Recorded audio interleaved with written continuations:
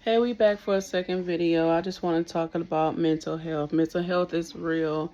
Um, what I can say is don't let nobody rush you on healing. Don't let nobody tell you when you should be you should get through your process. Um, I can say piggybacking off of that, I was dealing with a lot. While he was in there, um, I seen that he was by himself. I seen that he was losing tremendous of weight. I seen that his parents and his family wasn't really talking to him. And I didn't want him to be alone in there by himself. Of course, I went through my depression. I went through rape. I went through a little abuse. I had low self-esteem looking back at it. And the way we met 1 month later, we moved in. 1 month later, he was um gone. They had ramshacked my house. The cops, my neighbor ran and said, hey, you need to come home. I got a gun to my head. And like I was accomplice. Like it was a lot that I didn't know of. And just because I was black, they thought I was involved. I don't know. So I had to get on my knees and they like, get down to the ground. Like it was a lot. So that was different from me. Just because I'm African American don't mean that I knew he was doing this. They was like, you don't know who you dealing with. Anywho, fast forward, I had these videos. If you want to go see the story, it's all in the videos 5 years ago. But and then how can you be in love with somebody that you never spent time with, that you never went out on dates, you haven't had that much connection because it was taken away? And I loved him. I didn't want to see him hurt, but I didn't get a chance to fall in love with him. Maybe it's just me. This is my story. It ain't for everybody. Does that mean he's a bad guy? No, he just did something that was a mistake. And I'm not trying to bash him. I'm not trying to do nothing, but I felt like when he came home, I was getting, it don't go away. Everything, that 12 years that happened, just because they come home, it do not go away. You still have healing to do. Like, I thought it was. I wanted it to. I did not want to feel nothing. Like, yes, I was tapped out. I was a child having a father in there. So cards and stuff like that, it was like, want. I've been there, done that. Then I see my dad get home and he mistreated my mom. So it was just like, I didn't know what to expect. But I felt like I wasn't going to be dumb. And I'm not about to have you rush me. So we went to counseling. And I felt the same way. I'm an honest person. That's something about me. I'm not about to sugarcoat. No matter how hard it is, no matter how it hurt, I cannot sugarcoat. I am not a user. Like, I told him this from the moment he was in jail, that this was hard for me, that this is something I didn't want. I loved him, but I'm not in love with him. I was honest about everything I said. His part was I had to rush and have a baby. I had to let him back in. He did not want to court because we was married.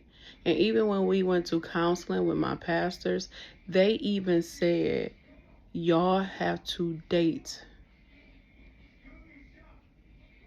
And everything that I told him that I wanted to do, I said, I want to get picked up from my house. I want to go out on dates. I want to, like, I have not had that. Like, I want to experience being courted. Even though we was married, On my married day, if you go back and look at the video, I came home to an empty house. Did he forget? And one thing I think that they don't understand is what you went through waiting for them. I feel like we don't get that acknowledgement of we are struggling too. We have to live out in this world where things happening.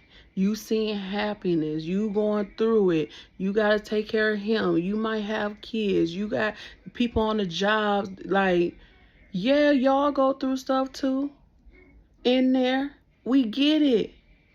But don't make our stuff less. I don't care if you're a mother. I don't care if you're a child. I don't care if you're a wife, a girlfriend, a boyfriend. You have the right to go through stuff, and your stuff is not less. That's what I want to say. That's the only thing I say with that part, is that mental health, don't let nobody rush your process. I can say it's been 5 years, right? And I'm just starting to feel that depression leave off. So this part is about you. That's the first thing I wanted to tell you guys, is mental health is everything. Don't let nobody rush you. I wanted to experience life. I took care of him. I felt like I did my part. He's out. I didn't leave him in there. Now it's time for me to live. Like, I wanted to go to different states. I just wanted to run. So I did. And actually, I really wanted him to say stay. But he didn't. He was not that man for me that would be like, no, I don't want my wife going nowhere. I'm going to fight for you to stay here. He said that I can go out of state. He helped me move. And he made it seem like I was just up and leaving. I got his permission first. And then he was upset and telling people that I'm going crazy, da da da da. But now he said he didn't. Was I perfect? No. Was I chasing something that, I don't know, y'all. I was lost. Like, I ran to a whole different state, 10 hours away, just to feel some type of freedom. Chasing after something, some kind of dream that didn't even pan out. But now I know why I came here. And I gotta tell y'all, in part 3, it's gonna be multiple parts. But this part is about mental health and what I was experiencing through going to jail. Being a prison wife, and experience what it felt like still going through after he got out. So this is my end. He didn't receive this well. He didn't receive that I was going through depression, that I wanted today, that I was feeling all these different mixed emotions that I was going through. Like, and what I can say with this is I waited 12 years. He couldn't even wait a year. I'm going to say he couldn't wait a year and a half, 2 years for me going through my mental stuff. So, was I perfect? No. Was he perfect? No. The only thing I can say with this is people will not treat you how you treat them. It killed me to wait. I had so much depression and anxiety, and I cried mostly every night waiting for him in jail, like sad, like being loyal, 10 years of celibacy, like, and I couldn't get that in return. I don't care how angry I made him or how distant I was. I still think, just my personal opinion, that I should have got the same respect. Even if you didn't understand what I was going through. And I couldn't even explain it at the time. But I tapped out. I got numb. The last 2 years of his time, I got numb, you guys. Like, I was like, this is it. I'm tired of hurting. So I started traveling. I just seen the world in a different light.